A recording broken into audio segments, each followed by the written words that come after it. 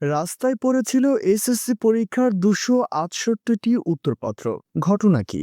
সারা দেশে চলছে এসএসসি ও সমমানের পরীক্ষা, কিন্তু পরীক্ষা চলাকালীন এই সময়ে নরসিংদী শিবপুর উপজেলায় ঘটেছে এক বিস্ময়কর ঘটনা। নরসিংদীর শিবপুর উপজেলায় ঢাকা সিলেট মহাসড়কের পাশ থেকে পরিত্যক্ত অবস্থায় পড়ে থাকা এসএসসি ভোকেশনাল পরীক্ষার 268টি উত্তরপত্র উদ্ধার করে থানায় জমা দেওয়া হয়েছে। তবে উদ্ধারকৃত খাতাগুলো অক্ষত ও সিলগালা অবস্থায় থাকায় কোনো ধরনের সমস্যা হয়নি বলে জানিয়েছে প্রশাসন।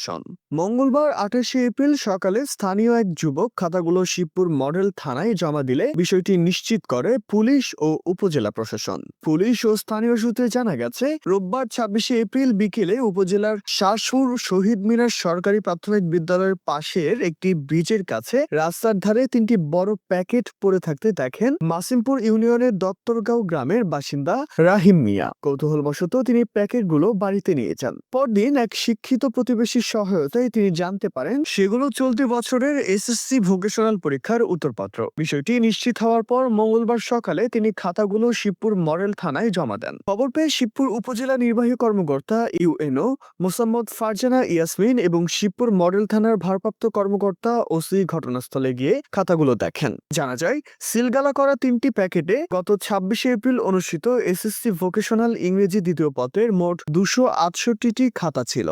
উদ্ধার হওয়া খাতাগুলো নরসিংদী, মনোহরদী এবং গাজীপুরের কালীগঞ্জ উপজেলার পরীক্ষার্থীদের।